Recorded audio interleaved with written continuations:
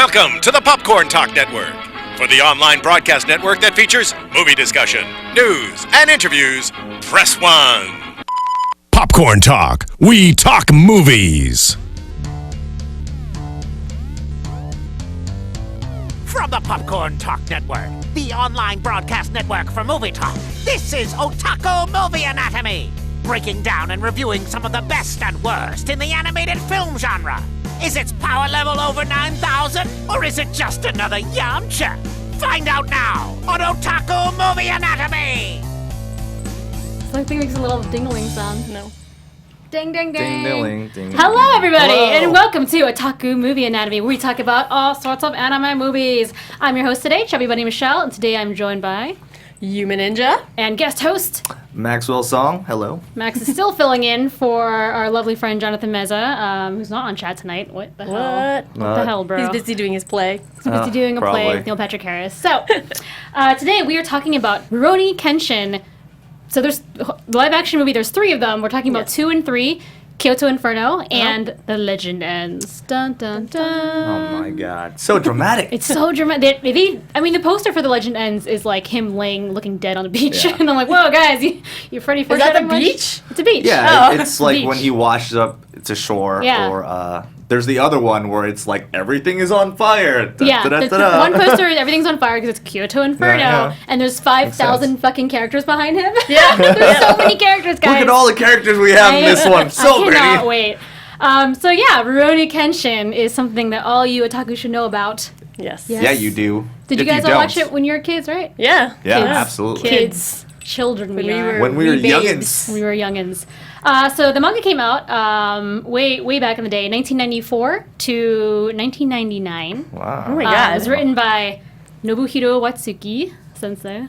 And yeah, so he actually, when he was creating this manga, he wanted to make a cool like period piece for Shonen Jump, but he didn't want it to be typical. He read a lot of shoujo growing up, so he decided to add this romantical twist to it. And the original title of Rurouni Kenshin was actually Rurouni Kenshin, was it Meiji Kenkaku Romantan? So Yeah. the Meiji era romantic like story Yeah. of Rurouni Kenshin. Aww. It's can I just point out that What? like in the beginning it is romantic and everything, and they just kind of forget It about veered it. They forgot. Yeah. I mean, there's still that element there, but it was just kind of like, just get together already. Like, you Get can do all that stuff after, like, getting married or banging or whatever you do in Meiji Japan. Wow. Whatever it is you do in Meiji Japan. Yeah. Things you did in Meiji Japan. Getting married and banging. Yeah, hashtag.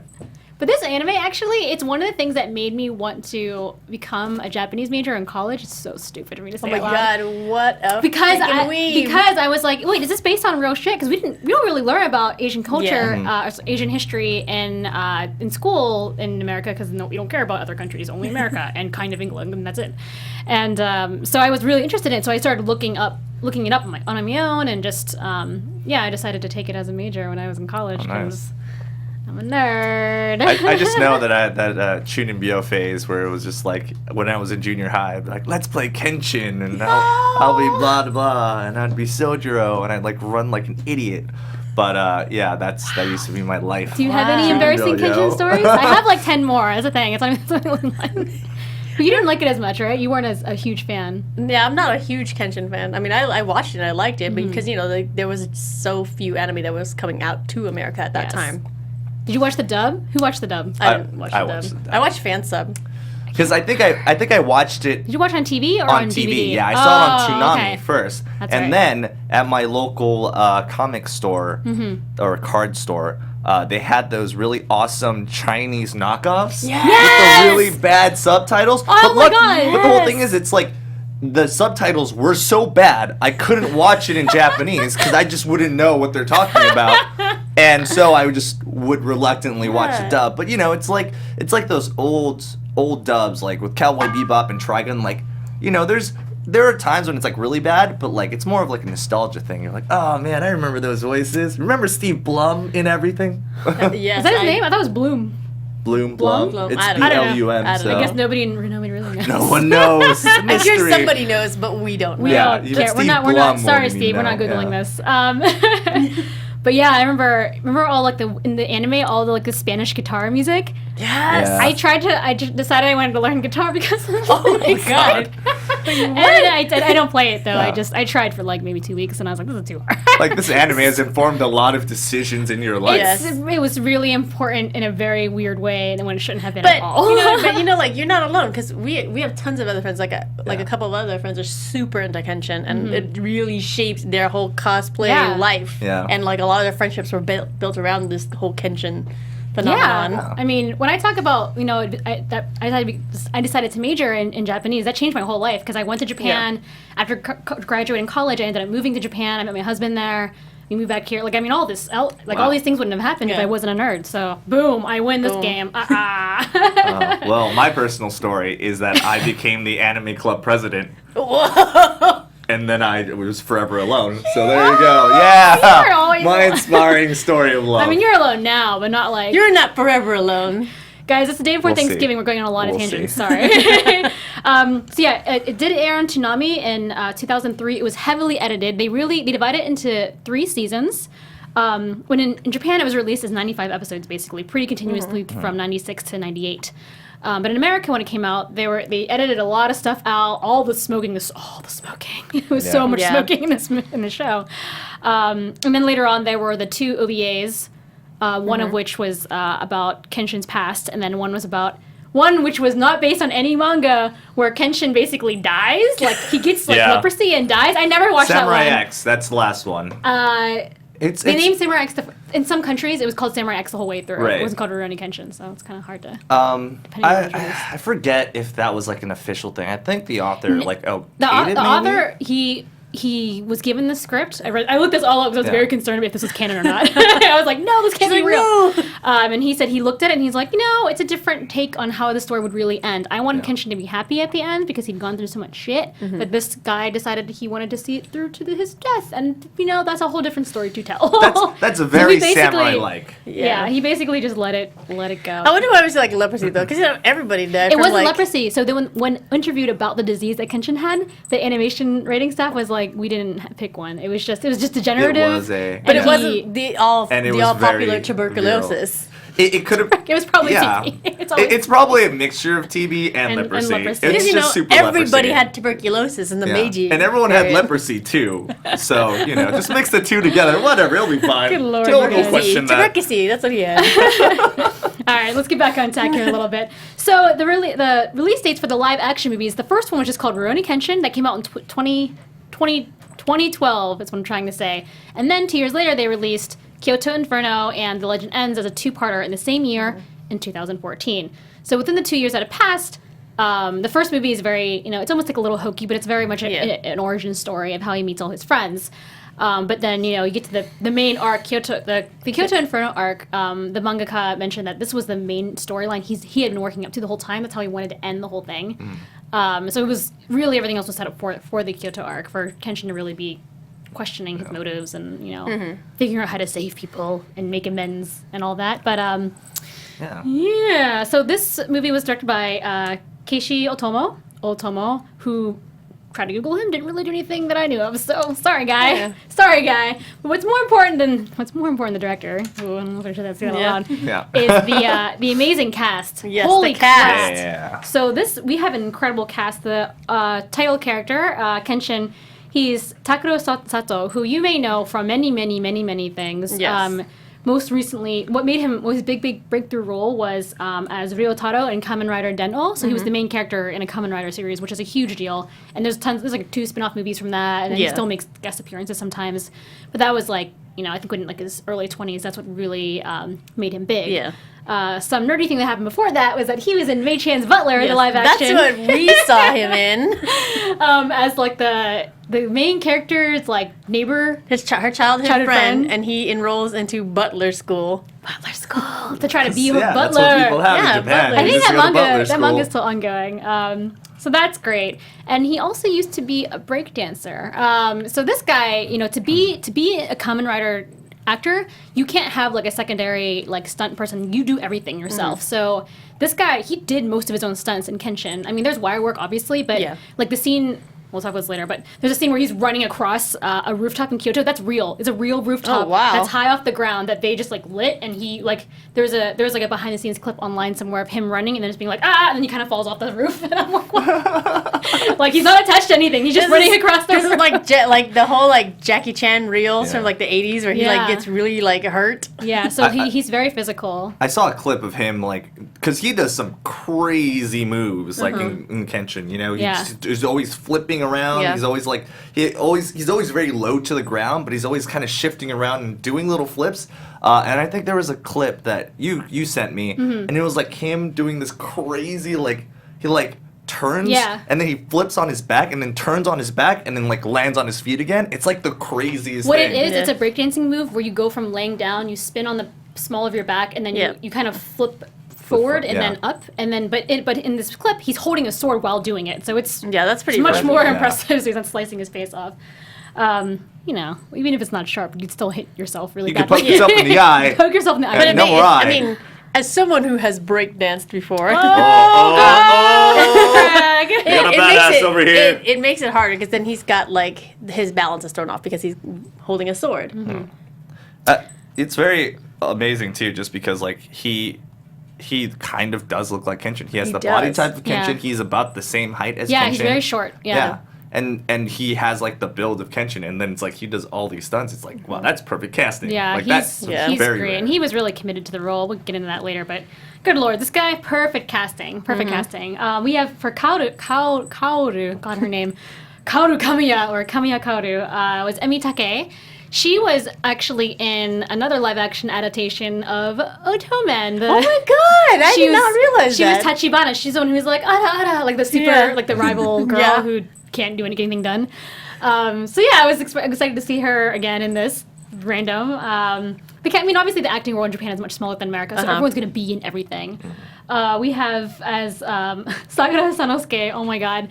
So Sano, he looked kind of familiar to me, but he was in Battle Royale 2, the one that no one liked. And God forbid we ever cover that movie in the show. But he was also in Oppai Volleyball. I don't know. I don't think anyone's but me. I've never even seen that. heard of it. It's about a little down and out volleyball team that learns how to love volleyball by the volleyball teacher telling them that if they win some sort of championship, they can touch her boobs. They can touch her boobs. So it's called Oppai, Good which means motivation. boob. Yeah, we saw it together. We saw it together. Look at this friendship. It's like Remember the Titans, right? Like Yeah. that's what I imagine. With like young children Yeah. who want to touch boobs. Yeah, boobs. totally innocent. We have for Shishio, the main bad guy, Bandage Bro. We have Tatsuya Fujiwara, who most famously he has two big roles: Battle Royale as Shuya, main guy. Yeah, from Battle Royale. I hate his face. He in Death Note, the live action, he was also Light. Oh, you're Yeah. so right. Oh my Yep. god, I Those knew he video looked familiar, and I was like, what is he? He's like Emi Shuya from Battle Royale. And it's crazy because like he doesn't even seem like Light. Like in the movie Light, and him with all the bandages and like the way that he like changes his voice, he's like a totally different person. Yeah. Yeah, totally. We have for Seita Sojiro, we have Ryunosuke Kamiki, who actually did the voice of the main boy in Ariete, the original Japanese version. So that's like he's in a bunch of Ghibli movies as like side characters. He was in Spirited Away as some like. What was the fat baby's name? I can't remember. He was the fat baby. Woo! Really exciting stuff. And then actually, Megumi, the medicine woman, Megumi the medicine woman, she's played by Yu Aoi, who I'm a big fan of hers. In Japan, she's like the equivalent of an Angelina Jolie. She's won every prominent award you can win for acting as a female actress in Japan. And she's really amazing. It was my first time seeing her in kind of like an older, sexy role. She usually plays, because she's very, very, very short, she usually plays like cutesy girls. She was in the live-action adaptation of Honey and Clover. Oh, interesting. Which I love. It's my favorite thing ever. And guess who else was? The guy who played Oshi. They were both in Honey and Clover, and no one's watched them but me. Yep. Michelle's super into Honey and Clover. I'm so into it. It's disgusting. Who was he? Just because like. In Honey and Clover? Yeah. He was Morita, the artsy guy. The one that he likes Hagu. Oh, and that's so weird. Oh. yeah, he kisses her and she's like, no. He has a very sharp face. Yeah. His nose is like you could cut like. I tried to bread Google. with it. I think he's like a quarter Polish or something. He's he's That would explain it. because he does have a sharp ass face. Yeah. And then so anyway, this movie, tons of amazing actors. you know, the fact that they can just plan a two-parter. In Japan, they often do a two-part series, and they release it in the same year, kind of like how we do our Hunger Games movies or our Harry Potters, but they don't wait a whole year. They're just like, nope, knock it out. For the promotion of this last movie, they got this bear called Kumamon involved. We're going straight into Kumamon. Kumamon. I saw this picture of Kumamon, and I just started crying, and he's dressed like Kenshin. Kumamon is this mascot for the Kumamoto prefecture in Japan. Like, all prefectures in Japan have, like, mascots for some reason, and he's this big, stupid-looking bear, and they put an X on his face, and they put him in a little hakama, and they made him go on stage and, like fight with the katana, and I was like, what is happening? And somehow that was a promotion for the movie. Do you have that picture? Is the it's in the internet, so you can find it. Or I don't know if we're showing it up. Look on the it screen, up. But yeah, it's basically him in the movie poster, and it's just like the vacant stare of him just like not really knowing where he is just the greatest juxtaposition. Oh yeah, it's maddening. Real quick, we're gonna get into the movie synopsis. We kind of talked about a little bit.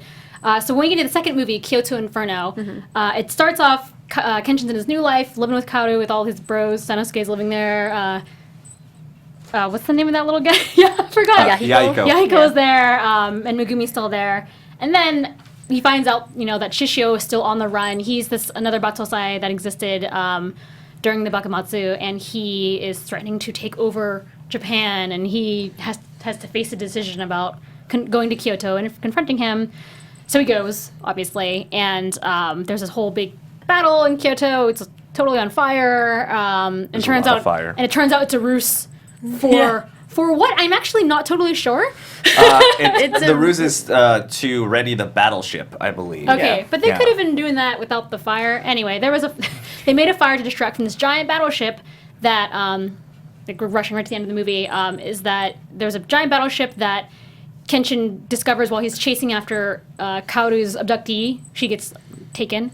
So he goes onto the boat, tries to fight Shishio. Kaoru gets thrown off the boat. He jumps off after her. It seems like they all drown. And then there's a short scene of him waking up on a beach, and you see that some dude is like waking him up and picks him up and carries him off. That's the end of the first movie. Or the second movie, Kyoto Inferno, which is leading up to the third movie, where he wakes up on that beach with his glorious weave. It's so good, guys. It's so good. For some reason, his hair is perfect. It just happens. It's just like slow clap. He wakes up and it's like all knot in a ponytail. Yeah. Oh, god damn it. I love that kid. I'm such a creepy old lady. I'm sorry. I just want to imagine like the master being like, oh, this is unacceptable, and just like fixing his hair before he wakes up. Because the master has lovely long hair too. He does. Yeah. It's kind of curly. It's nice. It makes sense. It's nice also. There's lots of nice hair in this movie, guys.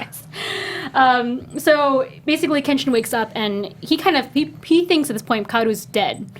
So he's kind of going through this turmoil for about 40 minutes of the movie, and during these 40 minutes of the movie, he learns the last. The guy who picks him up at the beach is his master, Hiko, and he wants to learn the last technique of Hiten Mitsurugi style. Which is? Oh, I don't have memorized. Flying Dragon 1, hold on. Amakaka Ryu. Thank you. Wait, Amakaka Hiru? Ryu no Hiromeki.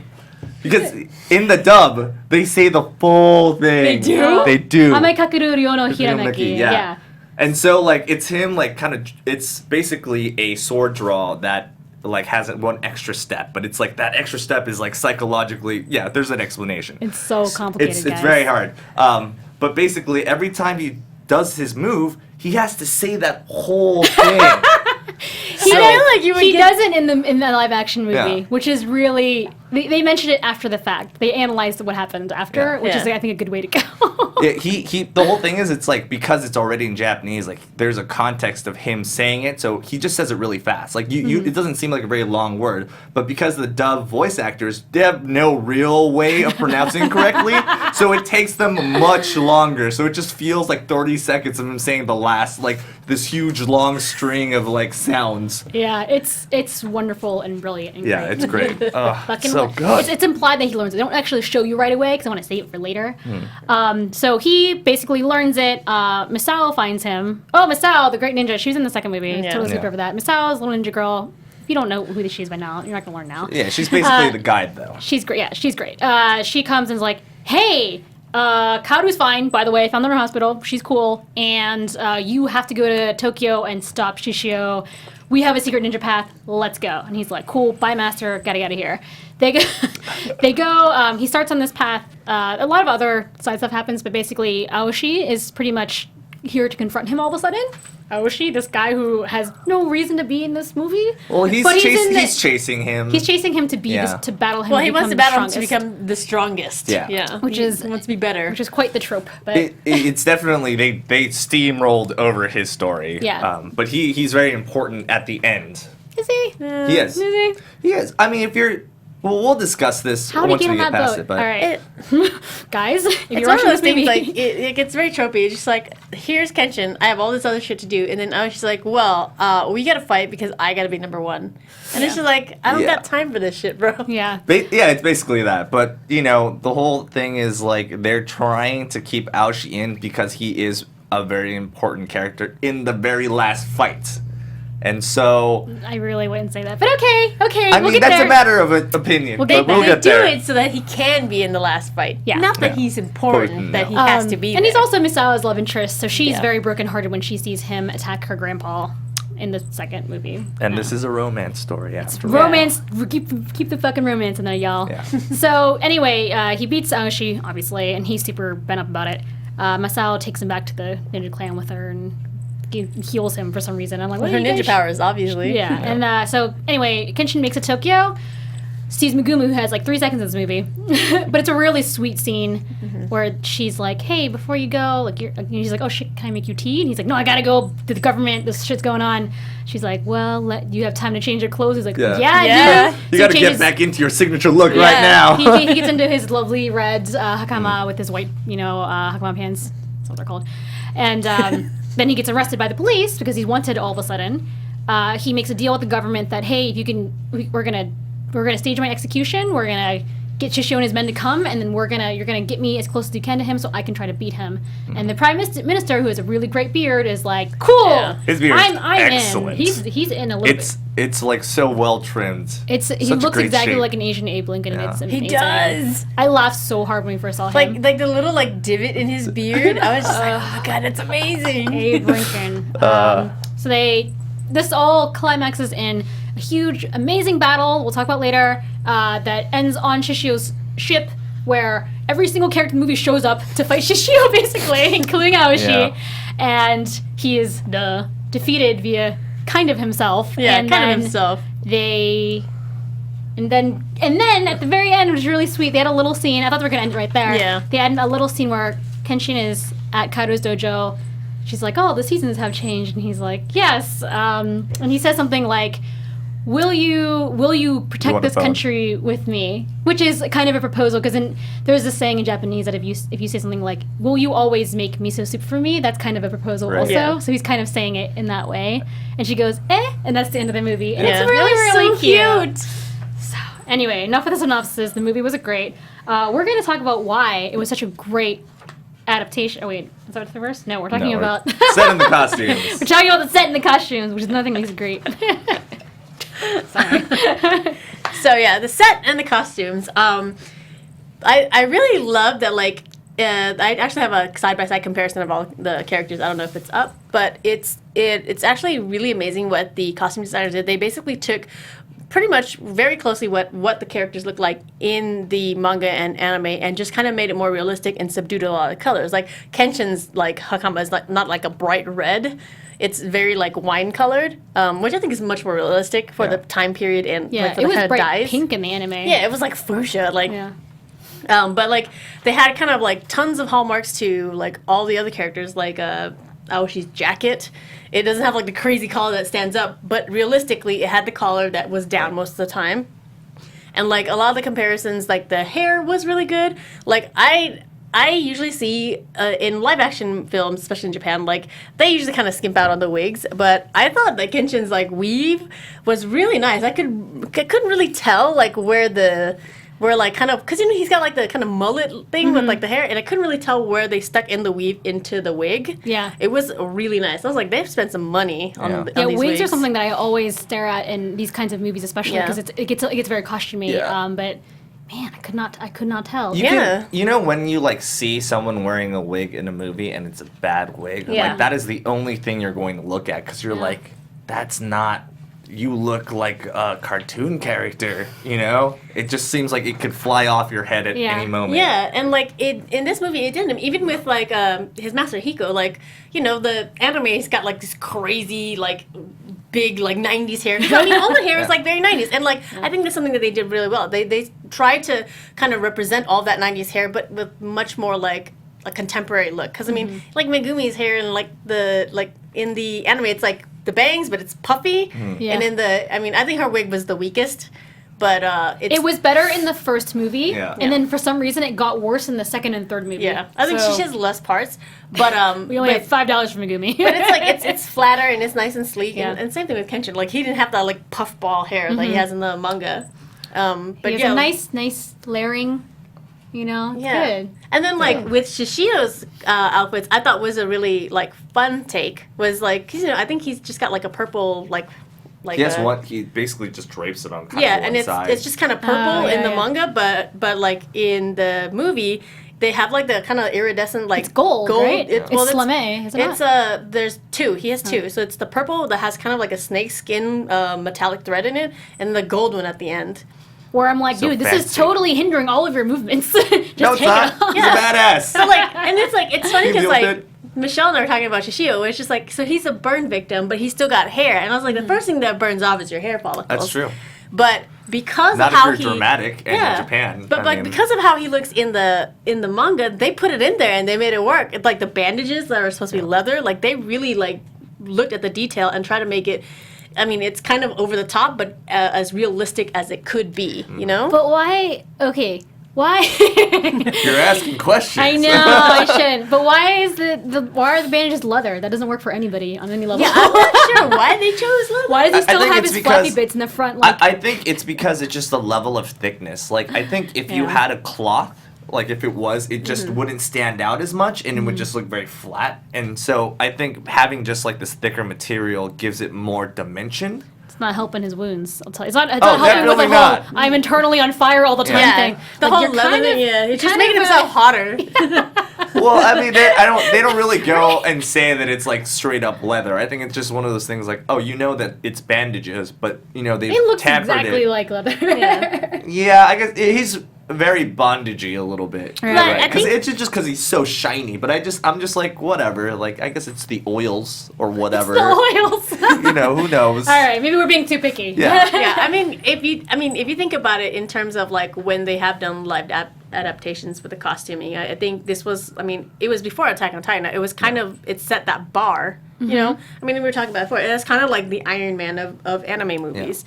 And I think the costuming in this, they really paid attention to it. Like, what can we keep, but like make kind of more realistic, and what can we ditch? Like Kaoru doesn't really look, and none of her clothes really look like how she looks. Yeah, because her stuff was super 90s god awful anime, like just Yeah. Sakura everywhere, Yeah. and they were like, it was yellow and purple, Purple. but they made them, she actually wears either kind of a gray beige hakama for her dojo stuff, and then she has like a white, like a muted white beige. Yeah, it's like a muted kimono with kimono. like pale obis and stuff like that. It's, yeah. it's a very nice choice. I think it just is one of those things that like in the cartoon, it's just to make her stand out. But in this, if you think about it, and they put it in that period, it's like would be very expensive. That she probably couldn't afford. Yeah. Being I'm the actually single surprised they even daughter put her of in a white, dojo. because that's not a color that you would, it's not easy to clean, and it's Yeah. not something, so, but it made her look very pure, and that's Yeah. her role in Her the movie role, is to yeah. be like kind of worthy of, Innocent.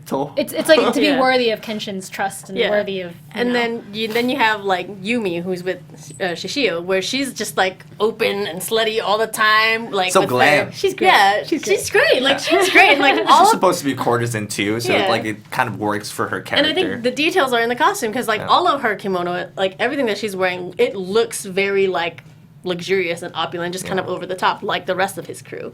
And I think it was a very like nice detail. I think when you pay that kind of detail to something that has nostalgia, it shows that you kind of really understand the fandom. Yeah.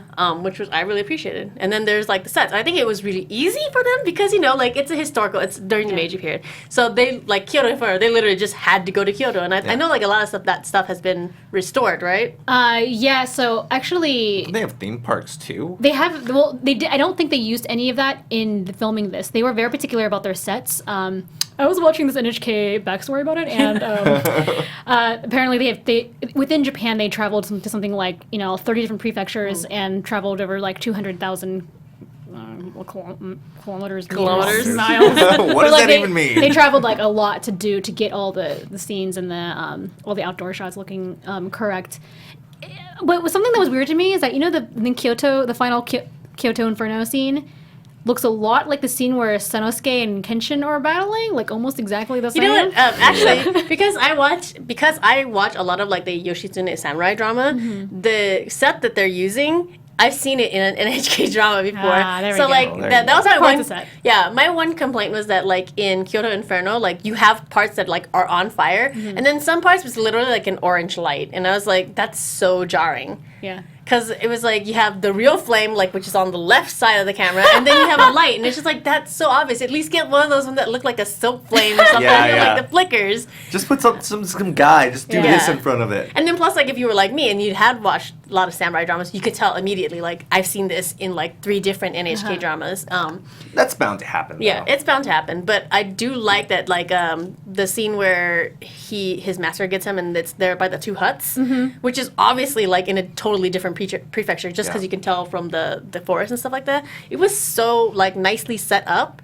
I think like a lot of the shots where him and his master are fighting, like the cinematography was just great. Cinematography is amazing, and also just the boat set. Like, how crazy Yeah. was that? Holy shit. So when, at the end of Kyoto Inferno, the second movie, when Kaoru's abducted, I'm skipping ahead to something else, but it's fine. And Kaoru's abducted and he's chasing her. He basically runs through Kyoto, finds a horse, hops on the horse, keeps running through to this dock where the dock is being pulled apart because this boat suddenly is departing and Kaoru's on this boat. He like runs up this, like they're making the whole like pier fall apart and get pulled up at the same time, and it's on fire. Yeah. And then he's running up this thing, and then he jumps onto this giant boat where he's battling like 30 effing pirates. And the set is beautiful. Everything is beautiful. They It's like, really and nailed it was raining. it. It was raining at the Yeah. same time. Everything was on fire and raining at the same time. It was amazing. It's just amazing because it's like they understood what was important about these scenes. Like a lot of these shots like are almost shot for shot from the manga. You can see some of it, and like that whole like scene of them, like it's like so much stuff is going on, but that's what happens in manga. Like there's all these little bits that kind of add up to this grand scene, and I think I really appreciated that they used every little bit of it. yeah. And okay, so this is crazy, but most of the effects in these 3 movies, are all practical. yeah. Yeah. They're There's- practical effects, practical like so effects. the pier and the explosions and the fire. There's that's cranes pulling all them apart. real Yeah. stuff. Like Yeah, they that's use very little CG, Yeah. almost no CG in the second movie, and they use some more in the third, but for background stuff, not for Yeah. actors. So yeah, I mean, it's just like that level of detail, especially when you have these really nice sets and you're just Destroying breaking it them. apart. Yeah. Like that. Yeah. That requires a lot of passion and love Yeah. and like risk taking that you don't really see in the Japanese film industry. It's because I was gonna say, like, in the Japanese film industry, they don't have budgets like we do. Like, they don't have Marvel budgets, and to see this kind of level in their filmmaking, both in like the sets, the costumes, the acting, the cinematography, it's kind of proves that like you don't have to have a shit ton of money to make something really good and true to the fandom. yeah. Oh, so good. But what I about know. some of the funny sets? And the villains' lairs. Let's talk about the villains' lairs. I love So- the villains. oh my layers. God. It's so See? good. There's a scene where like Shishio meets with the prime minister. I love that. Those little skulls. The stupid little skulls in the banquet. I was just It like, sounds so bad. and also they're literally like the tiniest skulls. So it's like They're do you like just- baby skulls. Do you just carry Yeah. children's skulls? That's to put exactly on what I your was thinking banquet? too. You know, And I was like, okay, first of all, they look like really bad Halloween props, so you should have dressed Oh them my up a God. little bit. and they're like right Yeah. in the They're in shot. the front of the shot. It's so like you look at that and you're like, this would have been really like a crazy badass scene, and then you see these stupid they don't skulls! okay, so they're just all one form. They don't have like a hinge to like Yeah. a bottom of a jaw. It just It's like a looks little literally plastic. like, It's like a styrofoam, like the ones you can buy at Walmart Yeah. for Halloween, and they're all just kind of sitting on top of the food. Yeah, so And then, in the scene, it's a very serious thing where he's talking to, I guess, the prime minister, Yeah. and Yeah. trying to negotiate. Like they're trying to negotiate with him, and he's about to kill all his men, and it's very serious. And he's showing his power, but they zoom in, and he's like, "Oh, Yeah. what's this English food?" And then you just see little It's little literally candelabra. like, yeah, it's like the shots here, and then you can Yeah. see the Yeah. stupid skull. It's like, also the skull is about this size too, about the size of a cup. And so you're wondering, I'm like, okay, so if this was like a realistic reference, like you should just like he just says baby skulls. He's like he just has like these little like what? Why put those in there? Like you were doing so well. But the best part is like when you try to reason, it's just like does somebody in his like crew, his cook, just like decorate every? Yeah. They have it around just to decorate his stupid fucking I banquet. mean, with for it. the most part, if he does have like an evil interior decorator, he does pretty well. Yeah. He does pretty well until so- and then they he were was just so like, I just need committed. something to fill this in. Do we have any baby skulls?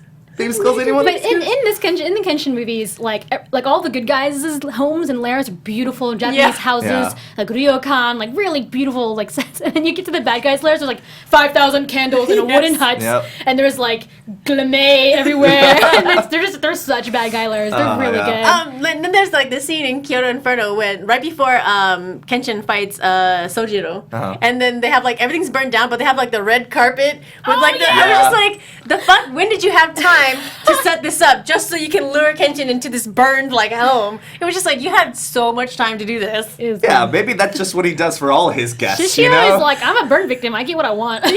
he's very glad. He's very like dramatic as a villain. Yeah. You know.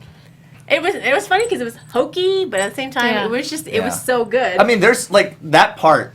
There's other things that are like really jarring and like scary. Yeah. That pyre that you see in the village before Yeah. with all of, like the hanging dead bodies. Yeah. And you're like, oh my god, that's terrifying. It is. And then you just see the red carpet yeah, and you're like, just like here's okay. a home in which we doled out the Yeah. red carpet and a chair what we sitting. do, guys. But overall, pleasing, I'd say. Yes. Yeah. Sets and costumes, Yeah. very good. Real quick, thank you. There's a couple of dudes online I want to say hi to. Joseph Hampton, sup? Welcome back Sup? from last week. Yeah. Vincent Marduk, this is the best one of the best live action movies that I've seen. I think it's the best for me. It is Pretty much. the best anime live yeah. action. Everyone. Joseph says, "Does Saito have lung cancer after making this movie?" He smokes it. Probably. He's always smoking. That's the his entire only- time. That's his his thing. thing, That's his yeah. thing. But yeah, and then East Blue Drew, hi, what's up? And then Braden Woodward, thanks for watching. Thanks Yeah. for watching, guys. Welcome, guys. But talking about why this is the best adaptation ever, Max is going to give us a quick Yeah, rundown. take it. All right. I mean, it's a this lot, is but this. it's- It's yeah. quite a bit, but I think it's basically universally understood that this is one of the best live-action anime adaptations that we've ever seen. Ever. Yeah. I Ever. can't think of one that's better. Yeah. Honestly, I would have to say these movies are even better than some Marvel movies. I would say it's Better than Iron Man 3 for sure. I mean, Yeah, I love better Iron than Man Iron Man 3. 3. I mean, I would even say almost a little better than. No, it is better than Iron Man 2. Yeah, it wasn't that And great. yeah, so Anyway, you know yeah. that's quite an accomplishment, I would have Yeah. to say, because those I don't know what the budget was for this, but it's probably one of the higher budgets, of course. Like Yeah. let's not kid ourselves. The Rurouni Kenshin franchise is a huge franchise. Yeah, it is. Mm-hmm. You know, everyone has grown up with it. It's basically, you know, one of like the Marvel comics or DC comics Mm-hmm. that you ever grew up with and are popular now. Yeah. So I would have to say the reason that this is so good is because it has an excellent level of balance, right? Like it uses, they basically take all the main points and in a way they like switch it around, but they're very selective. You know, they take out things that they don't really need, but they keep in things that are really important, and somehow. And this is the incredible part, they can weave all of those things together to make a cohesive storyline, which usually happens is they try to either jam in so many different Yeah, things it's true. that you're just like, I don't know what the hell is going on. Or they jam nothing that you know and make a totally completely different story, Yeah. and then you're thinking, why didn't you just use the Yeah. story? Yeah. So, you know, the main plots of the Kyoto story, like those are all kind of important. And you were saying, and now we're going to talk about Aoshi, right? Let's talk about Aoshi! Yeah, so This guy, man, sharp chin man. yeah, the reason that I think that they put him in is because they are trying to find this like balance, but they also really want to give the fans what they want. And the reason that Aoshi is important is because in the Kyoto storyline, he's not like the coolest character, I personally think, in that kind of like Kyoto arc. He's always been my favorite because he's like a ninja dude. But that and the fact, like, in the last battle, he is also part of the trifecta of everyone coming together to take down Shishio, because Shishio is that much of a badass. It takes 3 people. It takes 4 people to Yeah, bring it's him Kenshin, down. Sano, Oshi, and Saito. Yeah. And they all kind of are at the end of the anime like all broken and messed up, and it's kind of rings true for this too, except for Saito. I don't know what the hell Saito's excuse was. He should have He's been fine. like top form. He's like, I'm fine. Yeah. I'm older than you, I'm fine. So there you can kind of see like they did kind of steamroll the story, but like in the first movie, which we didn't really talk about, they actually used a lot of the characters from the 3rd season that a lot of people hadn't seen because the anime doesn't exist. So they basically just took that material from the manga, you know, the only people that have read it, and put those characters in the first movie, and they kind of wanted to do that with this one, but this one is definitely more true to the manga and the anime. Yeah, and I think you're right. I think they spend enough time they spend a lot of time on backstory Yeah. for the main characters, like the main baddies, but all like the little side characters and side bad guys. The director actually said in an interview, or no, he told his actors, you know, we will not tell your backstory. So you have to show your feelings and who you are through your acting, and you know, by your reactions and your fight scenes. And you know, that's a very difficult thing to do. And I think it's important, especially when you're doing stuff like adaptations, like whether comic books or manga, that you don't take tons of liberties and you focus on the main characters. Because it's like, I mean, even the comic book movies, nobody spends like 20 minutes on every single character. You focus on the most important ones and you go with that, because they're the ones that people have to relate to. Yeah.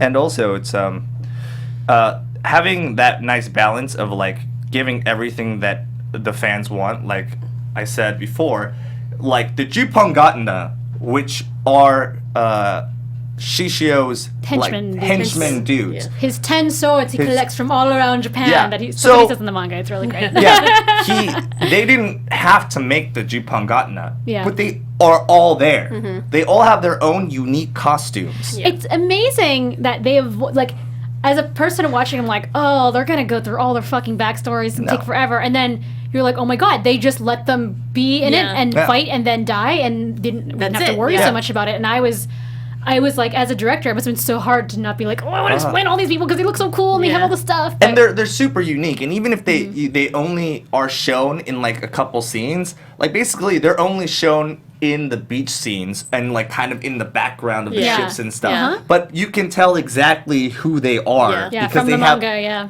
It looks like they put a lot of work into just even getting their look down. Yeah. Yeah, because they weren't direct translations. Again, they weren't direct translations of the manga costumes. They toned them down and changed them. They were great. They were They were amazing. Yeah, and because they were recognizable even in their toned down version, you can always tell which of them they are. And Yeah, like Blind Swordsman's costume's totally different, but he's still got a mask over his face, Yeah. still and so blind. you know who he is. And he has a turtle shell and he has the same weapon. Turtle And that's the whole thing is it's like they definitely knew what to focus on, but also just like that little bit of like reference, right? Like the fight with the Sano and Anji fight, like that's not something that necessarily needed to happen. But you know, because Sano needs to have one fight scene with a brawler, because his fights are always kind of like these weird comedic fights, right? And then also Saito and Usui, which is the blind swordsman dude, and they have I forgot his name. a little tiny fight at the beach. It's amazing, But fight. It's amazing. It's amazing. It's super short, but like the fact that like he uses his Gototsu to like finish him off, like that I was so excited Yeah. when I saw that scene. Yeah, and that's like the kind of stuff you're like, okay, you didn't focus on it, but you gave me what I wanted in a context that made sense without you having to lose any time. And I think that level of detail and passion to like put those things in is basically what makes this one of the best live action adaptations ever. So let's see. And the pacing, I would have to say, is pretty good for all the stuff that they had to cover. Yeah, totally. Yeah. I mean, it is two movies, so they didn't cut out that much. Like, Yeah. I mean, I'm sure they cut out a lot, but they didn't make it one movie. That would have been ridiculous. that I think. would have been ridiculous. I bet they must have had that. There must have been a conversation where they were like, "Hey, let's make a sequel to Kenshin." Oh God, the Kyoto arc, we cannot do that in one movie, Yeah. guys. No. Because I mean, even if they had trimmed off like a lot of the stuff Yeah. that we thought was like, oh, trimming off the fat, like it would still have been like a 3-hour, 4-hour movie. Yeah, and I enjoyed the stuff that was slow. For example, I did mention it's not 40 minutes of just Kenshin trying to learn the last technique of Hiten Mitsurugi style. Yeah. But it does move a little slow. You feel like you're kind of waiting Yeah. for the action to happen, and then 40 minutes in it finally does. Yeah. But when it does, it's so good that you're like, it's fine. Yeah. This is fine. I'm glad I waited because like it's really great. like you said, like in the beginning it was pretty slow for me to watch, but once it got past that movie moved so quickly, and it's 2 hours, and I was like, whoa, this movie was 2 hours so 15. fast. Yeah. Because in the beginning, it's basically a lot of exposition and him learning his last thing, and then the last hour of it is basically just non-stop fighting. Oh Yeah. god, that last battle Yeah. lasts. I think it's about 35 minutes, Oh, it's such a good It's- fight and too. you don't even notice. It just Yeah, goes. it just goes really quickly. And in terms of pacing, like I think the one problem that this did have is the fact that like at the end they did kind of try to stuff in too many things. So like I felt like what was a little bit weak was Sojiro's the little kid story. Like he has like a very huge like dramatic arc about him just being like a weird sociopath but not really wanting to be. And like they kind of address it in the last battle with him when he uses his last move for the first time. Yeah. And you're just kind of like, oh, I didn't really have a context for that. But if you watched it, even if you did see it, you're just kind of like, oh, he must be nuts. he's Yeah. nuts, but you're also like, this is kind of weird, and like it's I think I had kind of. I'm a big Kenshin fan again, but I did forget a little bit about what his backstory was. I Yeah. knew he was kind of weird because he smiled a lot, and I couldn't remember. And then we get the part of the movie you're talking about is he is beaten, and he just starts like hitting his head and going like, why, like, and Yeah. he keeps repeating the weak, the strong will live and the weak will die. Right, yeah. And he's like, why? And I'm like, but you didn't. mentioned that. Like I mean, like, why is this? Like, everyone keeps saying that. Like, it's a phrase they throw around. Like, I think Yeah. I hear it maybe 40 times in this movie. It's crazy. And That's Shishio's like thing. but yeah, right? that actor in particular is the one I was talking about. He was quoted as saying like, the director told me that they weren't gonna explain me, so I have to try really hard to show you with me being nuts. Yeah. Yeah, okay, so that actually makes a lot of sense because Yeah. I feel like he In didn't really. particular, I think he felt that. Yeah, he didn't loss of- quite commit to it. I just don't think he had like a point of reference, so it just came off a little awkward. Yeah. And I thought it was more of him because they kind of rushed it and didn't give a context for it. Yeah, because I think if you don't know anything about Soji, it seems like he was like a sore loser. Yeah. But then if you have read it, it's just basically he's always smiling, and it's his only real way to kind of self-defense mechanism to deal with that kind of stuff because he's had such a shit life. Yeah, poor little guy. I know. And then there's also the fact that they've adapted all of this stuff from the manga, like from the early 90s into something that, you know, we can ingest now, which Yeah. there's kind of like a grounded amount of logic behind it. You know, it's not just like, we're talking about the costumes, you know, they toned everything down. If you've ever seen Aoshi's costume, it is the most gaudy thing that you've ever seen. He has Everyone's a collar costumes that's this are- big. He Yeah, looks it's like as big as his head, It's like- like Count Dracula if you went to the disco and it just has like all this yellow inside it. They toned it down. You know, they made Yeah. it make a little bit more sense, but they still kept the general idea, the Yeah. same kind of color scheme and kind of same Yeah. look.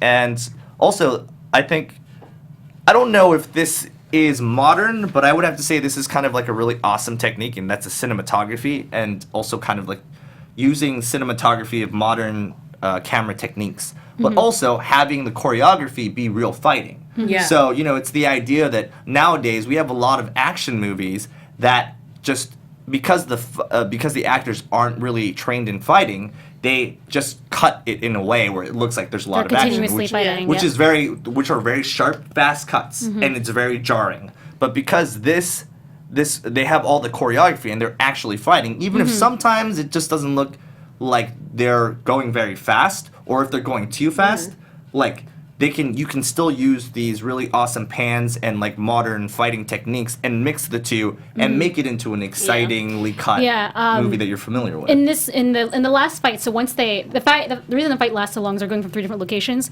Once they move from the beach to the main part of Shishio's battleship, that fight Kenshin and Sanosuke jump onto this boat. Oh my god. Yeah. They're fighting literally 20 guys, and it's an unbroken 30-second spinning overhead shot, Yeah. which means that they don't cut at all. Like you mentioned, there's no cutting, and they're actually fighting. And they had to Yeah. be perfectly choreographed. They had to be done in one take. Yeah. So, with no mistakes. And then if everyone right now is so used to those Matrix scenes from like Zack Snyder, like just everything's like, that's kind of where it started, I think, and it kind of moved away from this, the Jackie Chan style of just do it in one cut, Yeah. don't try not to die.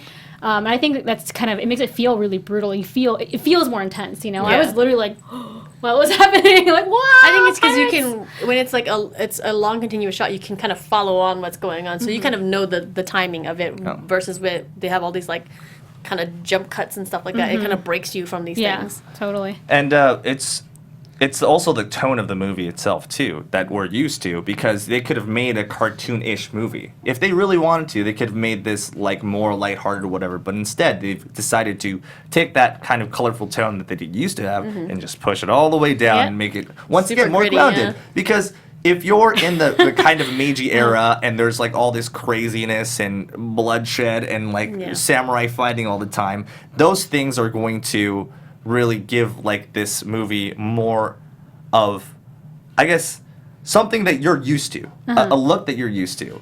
So, East Blue Drew says, I need more color. Sorry, dude. nope, not in this movie. Not this movie. You get some muted fuchsias. That's about as colorful as it's gonna get. Yeah, so. but this movie was great. It didn't take too many liberties. Also, right? You're gonna go to that. Can we? Yeah. Yeah. Real quick, let's. This is a term. yes. This is a term that I feel like should be a thing, and it's called too many liberties. Dun, dun, dun. Dun dun dun! Do It's we a have a header stamp. for that? It's Yeah. a stamp that Too you're many like too many liberties. liberties, right? And the idea is there are some times when we're talking about this balance of it being for the fans and also for a movie, and there's things that you have to negotiate, right? But when you take too many liberties, no, that's a no. Because you Okay? basically lose what the What it property's was. about. You Yeah. know? And so a good example, or we have a ton of Yeah. movies that's a good example. Movies with too many liberties. Too many liberties. Let's just we'll read the list and then we'll talk about one. So Speed Racer is one. Too many liberties. Lupin the Third. Less too many liberties, but at the same time, totally didn't make sense because of all the liberties. Too many Boom. liberties. Cashier, No. way too many liberties. Sorry, no. Yeah, I wish there was a giant stamp. Like it has 400 stamps. And then Street Fighter. Way too many liberties. Too many liberties, but it's like kind of the American darling. So I'm going to give it a tinier stamp. All right, John Claude. And the Chung Lee movie is God. just a too many liberties. liberties. And then the most recent example that I would have to say that is just the pinnacle of too many liberties is the Attack on Titan's live action movie. Yeah. Yikes. So if you've seen it, there's just so many things that they just decided to change. And this the weird thing is because even the mangaka and the writer, like, he's the one that kind of okayed all this Yeah. stuff. But it's like at the end of the day, if you take too many liberties, It's not the same thing. it's not the same thing. It's a thing that it's Yeah. not a thing that people like, and it's not the reason they're buying the tickets. Yeah. Yeah. And so it's just kind of like if you take all of that away and you just have the shell, like the sad little husk of the title, then you know that it's like they're just Yeah. trying to like bank on that fan base and they don't actually have passion for it. Yeah. Another really good example is the Gem movie, which after Yes. 2 weeks in the Yes. theaters Yes. got pulled because Yeah. it was just in name only Gem. Yeah. Too many liberties. Boom. And so, that came like a wrecking ball. Like that Yeah. like smashed Gem in the face. Yeah. Sorry. Too many liberties. Too many Why liberties. you fail. and Yeah. it's like it wasn't a surprise. We knew. Yeah, we knew. We knew. Yeah, we all knew, but it's, like when it's something beloved, I mean, I guess like Gem, a lot of people that were really into Gem are very, very disappointed. And- Violently disappointed. Yeah, a lot of people that were into Attack on Titans, they were like, yeah, you have Yeah. Titans in there, and I guess you have the costumes in there, and you, But I good guess you Lord, have the 3D gear, at but what it's cost? like, exactly. Yeah, but at what cost? Yeah, it's just not what you want to see. And this movie took that, and they made smart liberties. They did. Yeah. And it was everything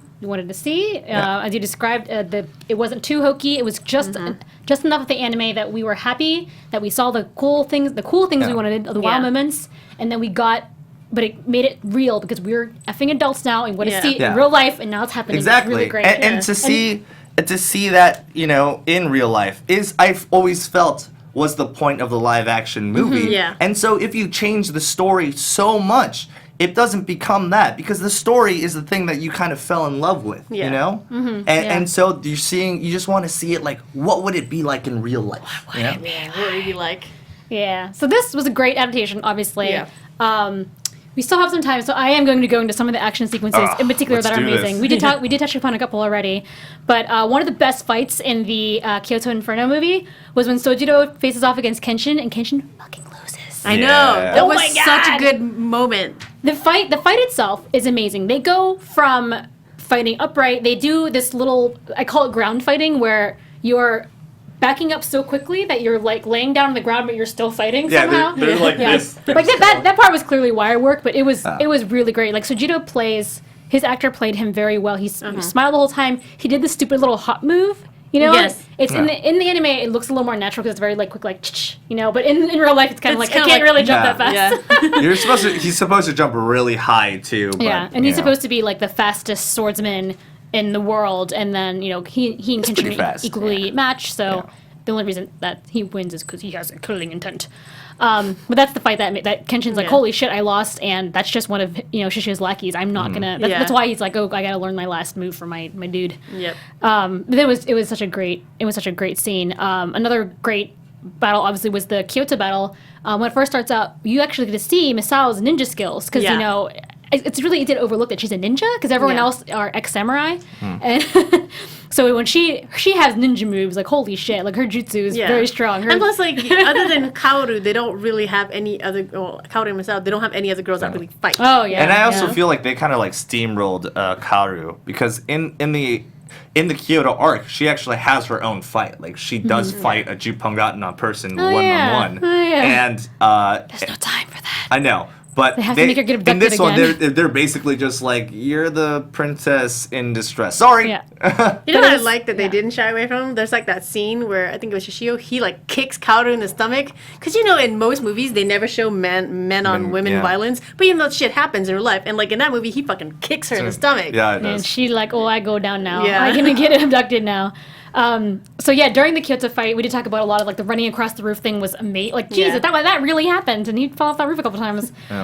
And then there's this thing where Kenshin sees Shishio's like Shishio runs after him, and there's like a bunch of decoy Shishios. Oh, that's so good, coming off rooftops. There's like weird orange lighting that's not really fire. Like it's a great scene. They're just like jumping off. The whole goddamn Kyoto. The Inferno action thing. in both movies Was is amazing. just so good. In all the movies, like Yeah. 1 through 3, like their fight choreography is always spot on. Yeah, it's Yeah. spot Always on. spot on. In The Legend Ends, the last one, like the fights, it's like the level gets ramped up somehow. Like how does Yeah. it get How more does it great? get better? How? Yeah. We did mention we see Saito do his Gatotsu pose, and because he's doing the thing where he's putting it in his hand, the back of his katana in his hand, and crouching down. He's doing that a lot, but we haven't seen him jump through the fucking air and slice Yeah. someone Slice, like yeah. like Superman slice someone, but he does it with Blind Swordsman. Usui, yeah. Usui. Yeah, that And was it's like a great moment. when that fight came on. Like that was my favorite fight, just because Me I too. really like Saito. But like he does it, and then and you're like, oh my god, he's gonna do it, and then he freaking jumps. It and I'm looks just like, so oh my cool. god.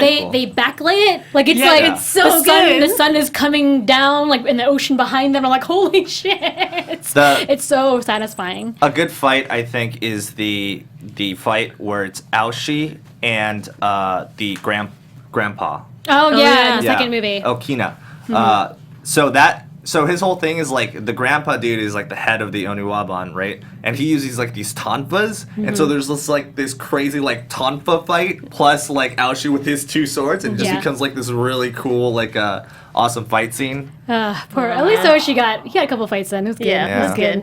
Obviously, we have to talk about the very last fight of the Legend Ends, where there's so many like whoa moments, you know, because Yeah. leading up to this fight, we've just seen the Gatotsu. We see Kenshin beat the crap out of Sojiro. Yeah. so many characters, and then they get to the main battle. Eventually, we're like skipping through the battles, but we get to the main battle, and first Kenshin goes in and tackles him, and then he basically gets thrown through a wall, and he's gone for a while.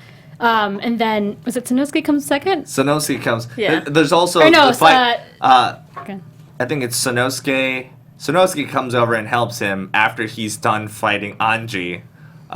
which is also another just kind of like reference Oh no, one. I think Saito comes first. Yeah, Saito comes Saito first. comes first because this is great. Saito is still smoking. He's been fighting like ninja pirates through this boat. He still has a cigarette in his a fucking badass. mouth. Yeah. You know, it's like fully lit, and he's talking to Shishio about it with his cigarette in his mouth. And finally, when Shishio comes at him, he finally goes, and then he gets serious. Like he's getting serious. Once he's not smoking, he's serious. And Good then time, time. this amazing scene where, so he gets his ass pretty much, but he's about to get killed. And then Sanosuke, and this very amazing comedic, Sanosuke, so this movie sets up Sanosuke as he's not strong enough to fight him. He's a lower class, he's like lower than some of the like side baddies. Yeah. And he knows it, but he just barrels on through because friendship and broship. He's basically But- the comic relief / just kind of like brawler wrecking ball that he's just kind of basically- creates chaos through everything. When we were watching this, like my boyfriend and I were laughing because we're like, he's basically the tank. This is Yeah. Yeah, he's the tank. like a 5-man. He's Yep. the tank. Except that he's like the worst tank Yeah, ever. he's like the Yeah. worst tank. And then he comes in, what is it? like he swings in or swings in something. with He the swings in rope. on a Yeah. rope. He swings in on a rope Which and then is- punches Shishio from the rope. And I Yeah. was like, this is awesome! Like, no, before that, he punches some dude in the face. Yeah. What's his name? I'm just losing it now. Anji? Is it? I think it's Anji. If you're talking about the Is monk, the monk- too. Oh no, Hoji. Because Hoji's Oh, like, your Hoji's opponent so is me! insane, And like, as yeah. he's saying, your opponent is me. He just punches him and keeps running, jumps on the rope. And then, And then he punches Shishio in the face. And like Shishio just like gets hit and he's like, and then Shishio punches him into a crate. Yeah. Yes, Like into a crate. down off a crate. He punches him so hard that he breaks the whole crate. And then and he like coughs yeah. up blood or something. Yeah, it's, at this point, he's covered in blood. blood. Yeah. So anyway, Aoshi shows up, and then Kenshi comes back from the crate. He's like, hey, I'm still here. And Yeah. they all team up. And at this point, Shishio's pissed. He's throwing flames from his sword, which doesn't Yeah. look hokey Out somehow. she comes. Out she comes too. You can't Yeah, forget we- that. we That's should it, have- yeah, Oh, that's yeah, it, we're sorry, paying my attention. And then, he's throwing flames from his sword, which looks amazing. And then they beat him because Because his Shishio overheats. Yeah. Because he only has a 15-minute window in which to fight. ridiculous. yeah. But it's beautiful. I mean, Kenshin does his final move of the Hiten Mitsugi style, the Amakakeru Ryo no Hirimaki. See, I'm reading it now so I can say it, which literally means heavenly flash flying dragon. Really good. And then ending scene, proposal scene. It's Yeah. damn, this movie was This movie was so good. Oh, you forgot the scene where what's her name? The courtesan girl. Yume. Oh Yume. yeah, Yume. where When they stabs almost beat him him. through. Oh, Yeah, she that's like a really important scene. Yeah, it's because really it's like important. she, her whole thing is like, oh, I thought I was useless, but I'm so glad that I could have been of use. Yeah. And then he's like, I'll see you in hell. Let's talk about that line. Yeah. I'll see you in hell. I'll see you in hell. Everybody in this movie says that line at least 5 times. It is ridiculous. So I think Kenshin says it. Kenshin says it to Hiko when he's tied up and he's like, "Oh, tell Shishio I'll see him in hell." I'm like, all right, Kenshin, whatever. Everything's on fire. Shishio says it to Yumi at some point. Oshi says it to Kenshin, and Sano says it to almost everybody he meets. Everyone says, "I'll see you in hell," and I'm like, "What, Yeah. guys? You gotta write a little bit better than that." I mean, maybe, it's just like the Kyoto Inferno. Like, they have a little fire thing going. It's supposed to be hell in the Meiji era. Yeah, there's just this movie was so great, and there's so much more to talk about. We don't have any time. Yeah. Yeah. It's such a fun movie. Yeah. What would you guys rate this out of 5? 5.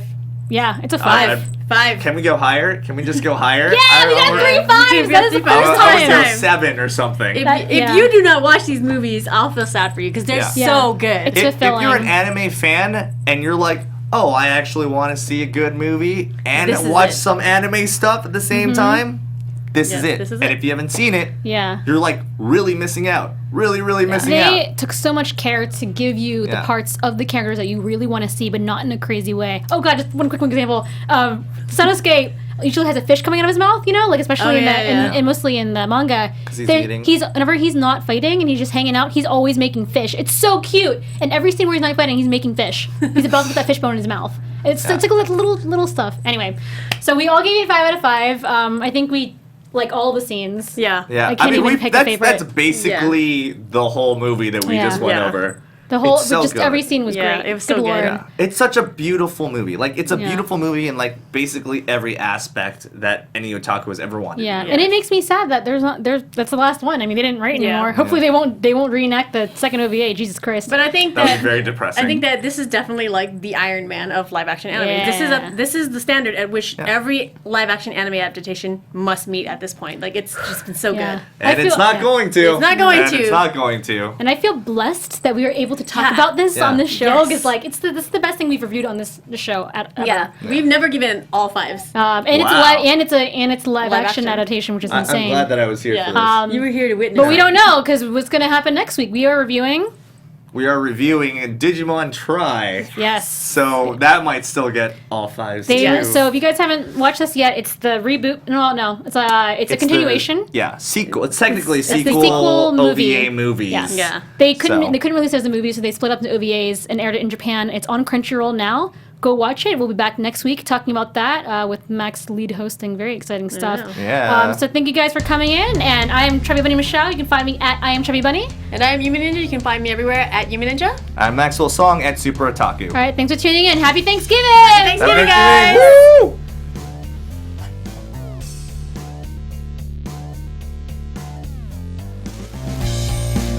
From producers Maria Menounos, Kevin Undergaro, Phil Svitek, and the entire Popcorn Talk Network, we would like to thank you for tuning in. For questions or comments, be sure to visit popcorntalk.com.